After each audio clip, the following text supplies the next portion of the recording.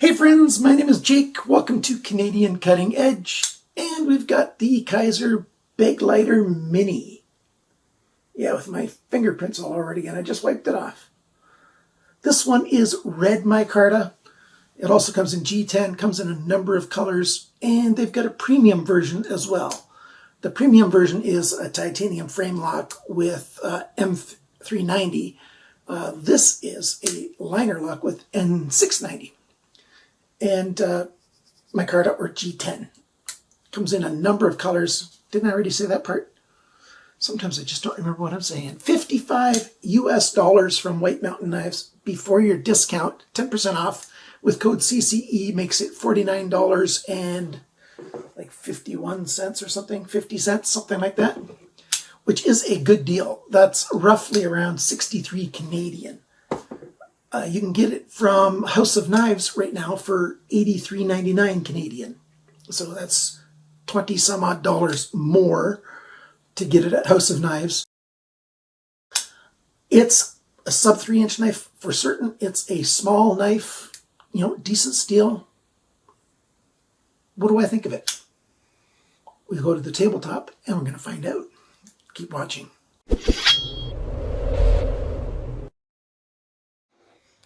There you go. You can look at it while I just put a fingerprint on it, didn't I? While I talk for just a second. If you know about my supporters, I try to be good to my supporters. Whoever sponsors my channel through either Patreon or YouTube memberships, patreon.com/CCE, or click join below any video, and you can be a financial supporter of this channel. At the end of every month, I use a random number generator to pick a number, and I look down my list of supporters to that number, and that person wins their knife of choice from the knives that I reviewed in the previous month. So isn't that good? Now, I do sometimes hold back a knife, like I held back that G-frame by Real Steel Knives, but the winner for January that I just randomly found was Thomas D. Thomas D is a supporter who just started supporting the channel, I think in November or December, I think was the first time they supported the channel, or no, somewhere around there, just near the holiday season. So thank you very much, Thomas.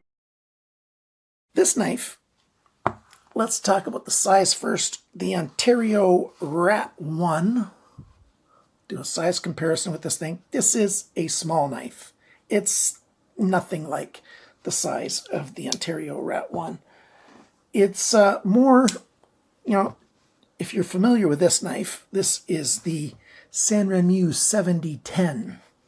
Now, I still have like 9 of these knives, brand new from the factory. I've been planning on, you know, cleaning them off, clean off this logo on here, and getting my logo laser etched into the steel instead of just the stuff that goes on top. But I'm still looking for somebody to do the laser etching for me. And then, you know, these will be included in prizes as well. And I'll sell them too for people who want to buy them. The 7010 is a really nice, but it's a budget knife. This is only 8CR13 MOV, but that's the size of knife that we're talking about. If you're familiar with the 7010, this knife is very much that size knife. It does come as a frame lock if you want to get the premium one, like I mentioned in the opening, but mostly you're just getting this liner lock style. This is micarta. Can you believe that? I find it really hard to believe that this is micarta. It is so dense, and you can't see any fabric in there at all, but apparently it's in there. Yeah, double check the model number, which is right there below the pocket thumb stud right there. This is the micarta version. It's chamfered on the edges all the way around. It's comfortable and nice, but it's slick. Not super slick, but it's slick. That's probably one of the cons of this knife, but it's not a big con because this knife is so small, and you know, with the finger choil here, you can get pretty secure lock in your hand, good purchase in it. I just find it odd. I think some of the colors have texture on them, Micarta or G10, so get whichever one you want if you want to buy one of these. There's a lanyard hole at the back there. We've got inset button screws, T6 size. I dislike both of those things. Pocket clip has got the designer's little logo there. It says AZO. AZO is the designer. Deep carry clip, flush screws. It performs quite well. Going in and out of the pocket, no problem. It's just got a little scoop. It doesn't have a flat end, but every time I put it in my pocket, it just went in the way it should go. And it's a functional pocket clip. Nothing special about it, but nothing bad about it either. The pivot, it should be a D-shaped locking pivot screw. We'll find out when I take it apart later on in the video. And there's a T8 screw on this side. Lockup, it's exactly where I like it to be on a brand new knife. Fully engaged with lots of room to wear over. Lock release, there's a nice cutout here. It's super easy to get your thumb in there to disengage that lock. And either hand, it just works really well. No problem. Even though it's just a flat piece of steel that's just slightly rounded, so there's not a harsh edge. It just works really well. The pivot is very smooth in action. See, if I put the lock out of the way, it just falls. Very, very smooth action. Even if I'm not holding it straight up and down, it works. See, just slightly to the side, and it works. I'm holding it at about a 30-degree angle, and it just falls. Very, very smooth. No blade play side to side, up and down. Lockup's good. The liners are slightly exposed, and there's some skeletonizing in there, and of course, it's an open pillar construction. The blade, we've got jimping on the spine of the blade right there. Nice fine jimping. Thumb studs to deploy the knife. It says Begleiter Mini on this side, on the Ricasso. And this side, of course, there's the model number there. It says N690 there. And Kizer's got their logo there. So the badging's not terribly big, but there's a lot of it. You know, 1, 2, 3, 4, 5 spots where there's some badging on the knife. Yeah, it's okay. We've got what a lot of people call a reverse tanto. If you're new to my channel, you don't know yet that I really dislike that term because it's a clip point. It's the knife's going along like this, and it's clipped off to the point. If this edge here was sharp, then I'd be happy calling it a reverse tanto. But this side is not sharp. It's like a sheep's foot. Or maybe with this almost being straight, you can call it a Warncliffe. I don't know. It's just not. Has nothing to do with a tanto, in my opinion. And it's one of my personal beefs, but that's just fine. Full flat grind on this N690. A nice little sharpener's choil made just right. I really like that. Sharpening, it's not done terribly. It's not done super great, but it's not done very bad at all. With the tip here like this, it's easy to do precision work if you need to. And this nice full flat grind N690 works okay for doing, you know, small box breakdown if you want to do, or, you know, cutting up your apple at lunchtime if that's what you want to do with a knife like this. It's a good working small knife. Let's go over all the sizes, and then we're going to do a teardown. So keep watching. The weight of this thing, 60 grams, 2.15 ounces. Not bad at all. The sharpness from the factory, 140 bes, so very close to average from what I review. From all the knives I review, I've got over 200 knives that I've kept track of, and so it's the average of all those. The length of the cutting edge, 67.9 millimeters, 2.67 inches. Blade length, tip to the closest spot on the liner, 72.9 millimeters, 2.87 inches, so well under the 3-inch laws. The thickness of the blade started at 2.75 millimeters, which is 0.1085, so a little bit under 1/8 of an inch. The depth of the blade, it's biggest right here at the heel, 17.7 millimeters, 0.697 of an inch. How thick is it behind the grind? It's 0.51 millimeters, which is 20 thousandths of an inch. So it's exactly what I like a knife to be. Well, not exactly what I like to. I like it to be thinner. I don't like it to be thicker than 20 thousandths, especially on a small knife like this. So it's within the range that I like. You know, if it was thinner, I'd like it even more, but I'm not going to complain about how thick it is behind the grind. The grind angles. This side has an average of 22.15 degrees. This side, 26.15 degrees. This side started at 26.2, ended at 26.1. So a tenth of a degree variation along the length.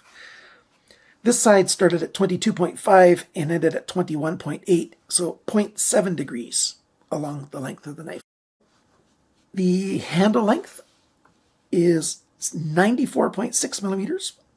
That's 3.725 inches. The grip area, it's about 8 centimeters, just a little bit less than 3¼ inches. The thickness of the handle, 11.96 millimeters. That's 0.471 of an inch. Not bad. The handle depth, that's within the grip area. So I'm not counting back here or up here, just in the grip area. The biggest is 18.3 millimeters, 0.72 of an inch. And when it's closed, the widest point is back here, and that is 21.5 millimeters, 0.846 of an inch. And the total length of this knife from tip to end is 167.5 millimeters. Oh, I forgot to write down the inches. It's on the screen. I left my ruler in the other room.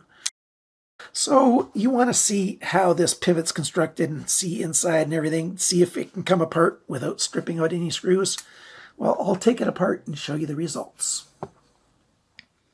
Well, it came apart without any trouble, which is actually a good thing because sharpening this knife is much easier done when the knife is taken apart, because the full flat grind, you know, since it's such a narrow knife this way, clamping onto it will be hard because it's not flat there. So on a guided sharpening system, it'd probably be best to clamp it here and then another clamp here just for steadying it. But this clamp is what's going to hold it perfectly horizontal. So there's that. There's a tiny little blue spot on this one screw, but there was no problem taking those screws out. They weren't stuck at all. It will be easiest to take the screws out on the pocket clip side. I had a bit of trouble getting it. The screws came out easily enough, but the knife didn't want to come apart because I took the screws out, you know, pivot screw on this side, body screws on the opposite side. That sometimes makes it hard to take it apart. So next time I would take the pocket clip off so that I could get at these screws. I don't like it when I have to remove a pocket clip to take a body screw off. So that is a design feature that it's a very tiny little con, but it does exist. Lots of skeletonizing there. Wouldn't mind if they put some skeletonizing on this side too, but they didn't need it. And yes, there is a D-shaped slot right there for the D-shaped pivot pin to go into. And we've got these tiny little ceramic ball bearings in these phosphor bronze cages. So construction, simple, straightforward, no problem at all. So what do I think of this thing? In the right hand, it's pretty good. It works okay in the left hand as well. The thumb stud is a little bit harder to get your thumb behind, but it works. That one wasn't that great. I was watching the camera. I was still watching the camera lens. So there you go. It works just fine to deploy it from the left side as well. But there's no left side holes for the pocket clip. It's not really a left-friendly knife, but it's not bad against lefties. The blade alignment, quite good. The jimping up here in the thumb when it's open feels good. You get a decent grip on it. You know, even a reverse grip this way. I doubt you'll ever use it with a knife this small, but yeah, all kinds of grips work fine. Pocket clip doesn't get hot anywhere.